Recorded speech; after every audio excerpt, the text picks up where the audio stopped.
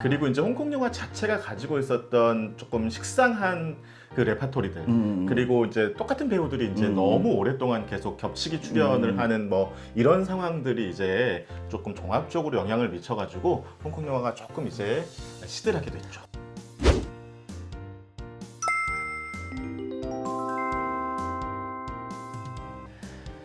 여러분 안녕하세요. 너때만 선생님입니다. 오늘은 한국외국어대학교 융합인재학부 교수님이신 임대근 교수님 모셨습니다. 교수님 안녕하세요. 안녕하세요. 교수님 먼저 안녕하세요. 우리 너때말 친구들한테 교수님 소개 좀 부탁드리겠습니다. 네, 너때말 친구 여러분 안녕하세요. 한국외국어대학교 융합인재대학, 영어로는 인제니움 칼리지라고 얘기합니다.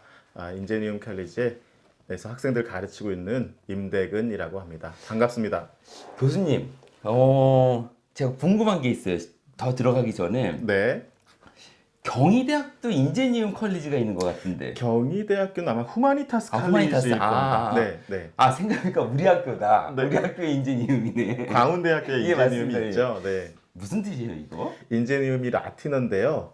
라틴어로 굉장히 실력이 출중한 사람. 그러니까 우리나라 말로 하면은 인재 뭐 이런 뜻입니다. 근데 공교롭게 한국어 발음 인재라고 하는 발음하고 라틴어 발음 인제니움 할 때 인재 발음이 이제 비슷하잖아요. 예, 그래가지고 이제 저희가 일부러 그 라틴어를 가져와가지고 인제니움 칼리지라고 이름을 붙였습니다. 그리고 우리 말로는 융합인재학부. 네, 그렇습니다.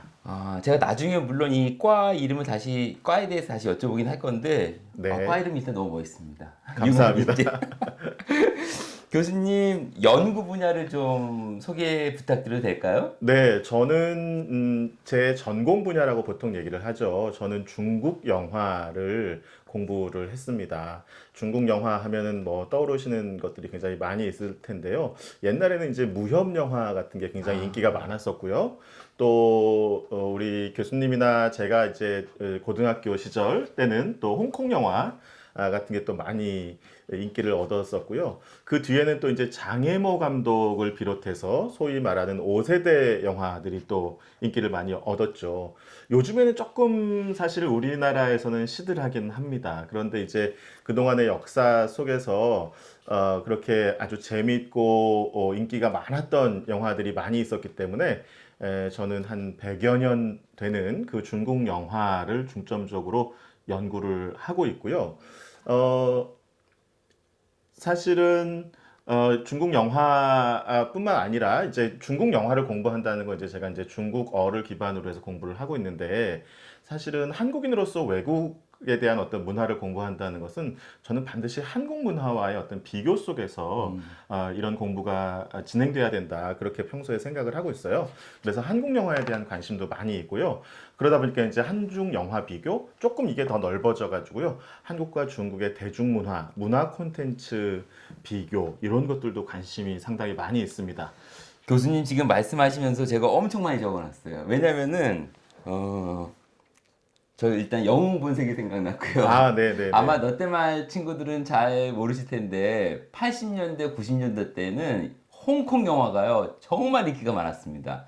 그래서 우리가 따거라고 하는 여러 네. 영화 배우들이 있었지 않습니까? 마침 오늘 지금 녹화하고 있는 날이요. 4월 1일 맞아. 만우절인데요. 장국영. 네, 장국영이라고 하는 아주 걸출한 배우가 안타깝게도 이렇게 스스로 생을 마감해서 우리 곁을 떠난 날이죠. 네. 그래서 홍콩에 여행 가서 그 호텔도 갔었어요. 자살하는 호텔에. 오리엔탈 호텔. 예, 네, 예. 네, 저도 가봤습니다. 네. 우리 너때말 친구들이 아마 잘 이해가 안 갈 것 같아요. 지금 왜냐면 우리 한류 문화 또는 헐리우드 문화가 가장 익숙한데 네.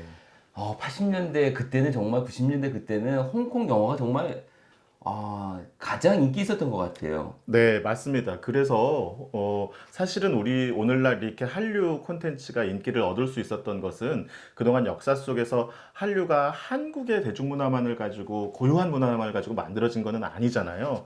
그러니까 BTS의 음악이 완전히 한국에서만 나왔다 이렇게 말하기 어렵습니다. 그렇죠. 미국의 대중음악, 팝 음악도 영향을 받았고 또 요즘에 유행하는 뭐 트로트 같은 거 보면 일본 대중문화의 영향도 많이 받았고요. 또 홍콩 대중문화 대중문화 영향도 많이 받았어요. 그래서 한류라고 하는 것, 또 대중문화라고 하는 것은 이렇게 서로 영향을 주고받는 가운데서 이렇게 만들어지는 거기 때문에 저는 조금 이렇게 영역을 넓혀서 말씀드리자면 이렇게 아시아 여러 나라들을 돌아다니면서 다양한 그 변이 현상들을 일으키는 문화에 대해서도 관심이 많습니다. 그 대표적인 사례가 한류라고 말씀드릴 수 있겠습니다. 네. 그래서 교수님께서 아까 전에 말씀하시는 게 비교라는 말씀을 하신 거군요. 네, 그렇습니다. 아, 예. 교수님, 근데 그런 생각이 듭니다. 왜 80년대, 90년대 그렇게 인기 있었던 홍콩 영화가 지금 왜 그렇게 된 거죠?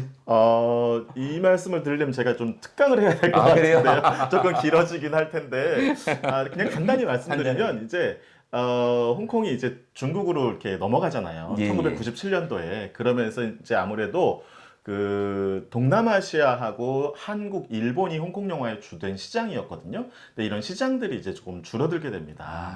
그리고 이제 홍콩 영화 자체가 가지고 있었던 조금 식상한 그 레파토리들, 그리고 이제 똑같은 배우들이 이제 너무 오랫동안 계속 겹치기 출연을 하는 뭐 이런 상황들이 이제 조금 종합적으로 영향을 미쳐가지고 홍콩 영화가 조금 이제 시들하게 됐죠. 혹시 중국 정부의 보이지 않는 뭐 간섭이랄까, 뭐 센서십이랄까 이런 게 혹시 홍콩의 창의성, 홍콩 문화의 창의성에 영향을 미치기도 했나요? 그렇습니다. 네, 정확한 지적이시고요. 그런 부분들이 지금 사실은 내부적으로 상당히 문제가 많이 되고 있는데요. 홍콩 영화 입장에서는 지금 새로운 시장을 개척하자니까 가장 큰 시장이 중국 대륙이거든요. 그렇기 때문에 중국 정부의 그런 어떤 요구를 완전히 거부하지도 못하고 또 그렇다고 마음대로 그거를 이제 받아들이지도 못하는 그런 상황에 있습니다. 네. 예, 교수님, 그러면은 교수님이 연구하신 거, 제가 찾아보니까 뭐 글도 많고, 책도 많고, 뭐 논문, 컬럼 뭐 너무 많던데 한번 좀 소개 좀 부탁드립니다. 언제 이렇게 뒷조사를 다 하셨습니까? 그래서 제가 일일이 다 가져오진 못했고요. 좀 요즘에 이제 최근에 했던 것들 몇 개 좀 가져와 봤는데요. 우선 좀 이런 책이 하나 있습니다. 세계의 영화, 영화의 세계.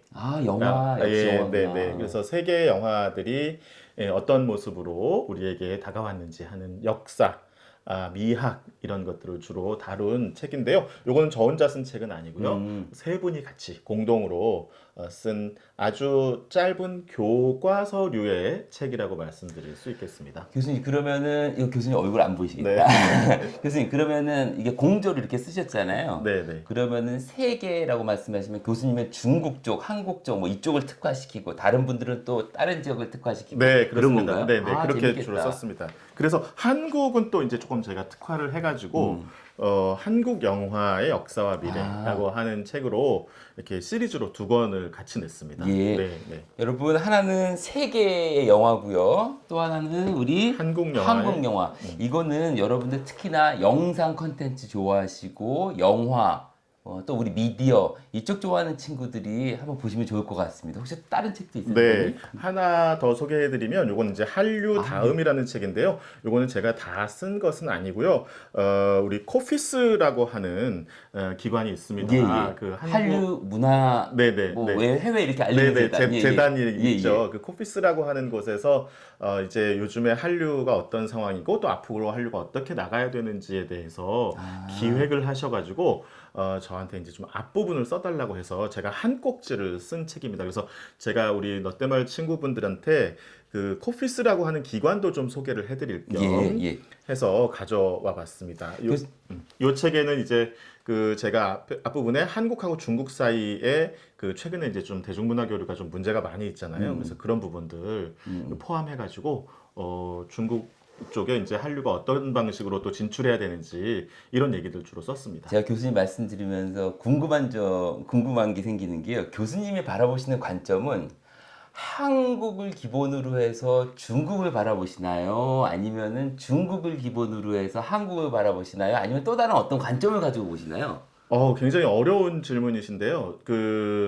당연히 저는 이제 한국인이니까 한국인이라고 하는 그 입장, 위치, 포지션에서 보려고 하는 기본적인 생각을 가지고 있습니다. 그런데 너무 그렇게만 보다 보면 이제 상대방을 이해하는데 조금 부족함이 또 있을 수 있습니다. 예, 예. 그래서 중국 쪽은 왜 그런 생각을 할까? 왜 그런 행동을 할까?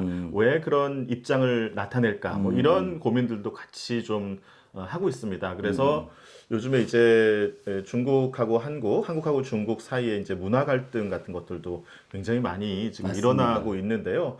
그런 것들을 우리가 조금 더 냉철하고 이성적인 시각으로 바라보자라고 하는 게 저의 기본적인 입장입니다. 저도 선생님 말씀에 전적으로 동의하는 게 문화라고 하는 것이 자칫 잘못하면 이 국수주의적 관점을 갖는 것 네, 같아요. 네, 좀 안 좋은 사례지만 얼마 전에 중국에서 김치도 우리 뭐 중국 거네, 뭐 한복도 중국 거네, 뭐 이런 것들이 사실은 올바르지 못한 관점이고 마찬가지로 우리 한국 사람들도 중국이라든지 일본이라든지 특히나 더 좀 적대시하는 경향이 있는 것 같아요. 네, 네. 그런 부분들이 우리에게도 좋지 않고 그 친구들한테도 좋지 않기 때문에 어떻게든 좀 이런 것들 잘 긍정적으로 좀 넘어가야 될 필요가 있을 것 같아요. 맞습니다. 왜냐하면 가까이 살기 때문에 싸우는 겁니다. 그러니까 우리가 멀리 떨어진 사람들하고는 잘 싸울 일이 없거든요. 근데 이제 가까이 붙어 있다 보니까 오랜 역사 속에서 서로 영향을 주고받고 하다 보니 싸울 일도 많아질 수밖에 없는 거죠. 이러한 문화를 서로 이해하는 것도 해결할 수 있는 좋은 방안이겠죠? 그렇습니다. 네,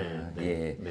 선생님, 이 책 제목을 보고 교수님께서 이제까지 해오셨던 걸 보니까 교수님이 고등학교 때는 어떤 사람이었을까 그런 생각이 들어요. 교수님 고등학교 때를 좀 가서 왜 이 전공을 하고 싶어 했는지, 왜 특히나 중국 문화, 중국어, 중국 영화 또는 영화를 하고 싶었는지 그게 좀 궁금합니다.